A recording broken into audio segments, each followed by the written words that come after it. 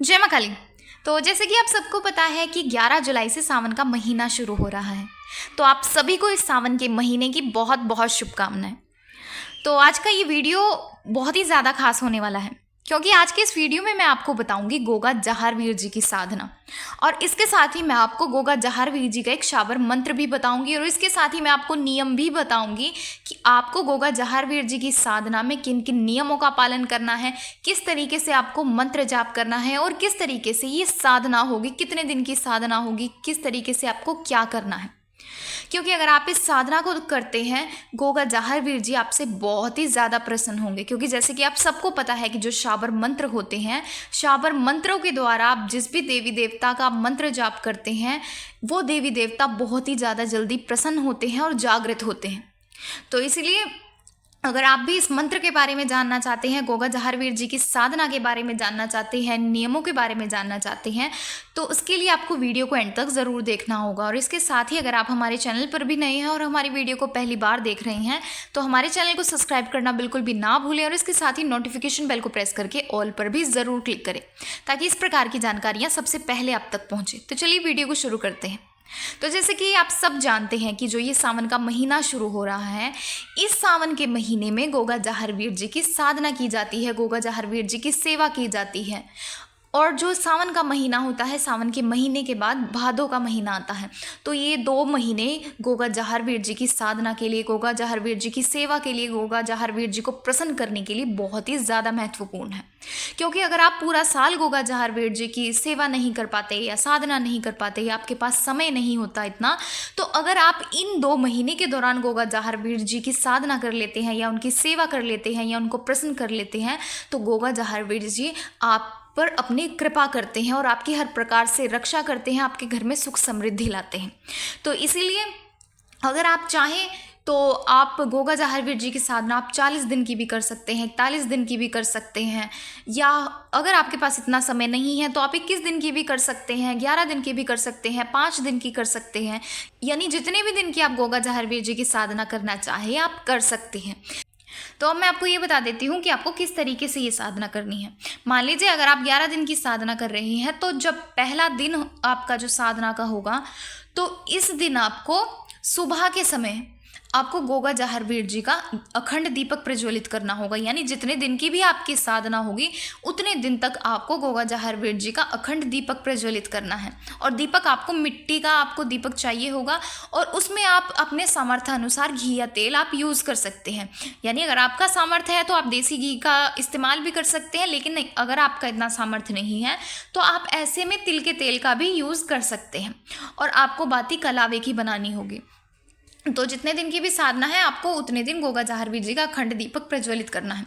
और इसके साथ ही आपको गोगा जहारवीर जी के दीपक के साथ साथ आपको गुरु गोरखनाथ जी का दीपक भी प्रज्वलित करना होगा। जितने दिन तक आपका अखंड दीपक गोगा जहारवीर जी का प्रज्वलित होगा, उतने दिन ही आपको गुरु गोरखनाथ जी का अखंड दीपक प्रज्वलित करना है।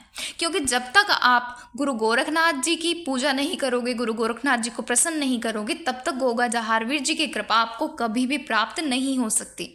तो इसलिए जब भी आप गोगा जहारवीर जी का अखंड दीपक प्रज्वलित करें, तो गोगा जहारवीर जी के साथ ही आपको गुरु गोरखनाथ जी का दीपक भी प्रज्वलित करना है।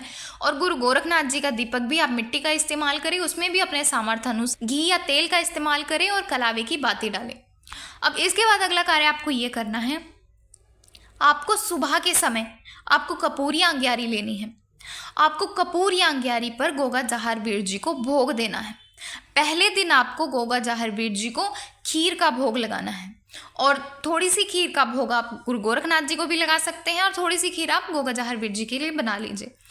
तो इसके साथ ही आपको मैं भोग बता देती हूँ कि आपको किस तरीके से देना है। तो जब भी आप गोगा जहारवीर जी के लिए, गुरु गोरखनाथ जी के लिए खीर का भोग बनाएं, सबसे पहले आपको लौंग और बताशे का भोग देना होगा। यानी आप थोड़ी सी अंग्यारी कर लीजिए, आप थोड़ा सा आप कपूर ले लीजिए। उस अंग्यारी और कपूर के ऊपर सबसे पहले आपको 2 लौंग का भोग गणेश भगवान जी को डालना है। उसके बाद आपको 2 लौंग का भोग बाबा भोलेनाथ जी को देना है। फिर उसके बाद आपको 2 लौंग का भोग अपने गुरु भगवान को देना है। आपको ओम गुरुवे नमः, ओम गुरुवे नमः, ओम गुरुवे नमः आपको 3 बार बोलकर अपने गुरु भगवान का आपको 2 लौंग का भोग देना है। और लौंग आप इस बात का खास ख्याल रखें कि लौंग फूल वाली होनी चाहिए, यानी कि जिस लौंग के ऊपर फूल होता है। उसके बाद आपको 2 लौंग का भोग दादगुरु मच्छिंद्र नाथ जी को देना है। 5 लौंग 1 बताशे का भोग आपको गुरु गोरखनाथ जी को देना है। 5 लौंग 1 बताशे का भोग आपको गोगा जाहरवीर जी को देना है। फिर आपको 2 लौंग का भोग माँ काली को देना है। 2 लौंग का भोग आपको हनुमान जी को देना है। 2 लौंग का भोग आपको बाबा भैरवनाथ जी को देना है। और 2 लौंग का भोग आपको सीताराम जी को देना है। फिर आपको 2 लौंग का भोग बाबा सबल सिंह बावरी जी को देना है। फिर आपको 2 लौंग का भोग नाहर सिंह बाबा जी को देना है। फिर 2 लौंग का भोग आपको रतन सिंह चावरिया को देना है। फिर 2 लौंग का भोग आप रानी सीरियल को दें। फिर 2 लौंग का भोग आपको माता बाछल को देना है।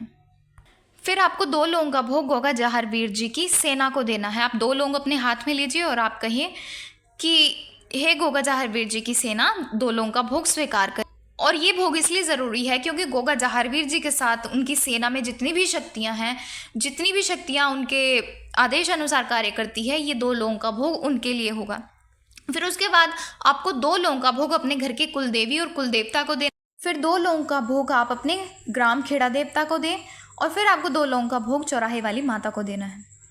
फिर 2 लौंग का भोग अपने पितरों को दें। तो इस तरीके से आपको ये सभी भोग देना है। और फिर आप खीर का भोग आप गोगा जाहरवीर जी को लगाएं। फिर आप गुरु गोरखनाथ जी को खीर का भोग दें। तो इस तरीके से आपको ये भोग रोज़ाना देना होगा, यानी जितने दिन की भी आप साधना कर रहे हैं उतने दिन आपको रोज़ाना इसी तरीके से भोग लगाना है। लेकिन आपको खीर का भोग केवल पहले दिन ही लगाना है जिस दिन आपकी साधना की शुरुआत है। बाकी अन्य दिन आपको केवल लौंग का ही भोग देना है।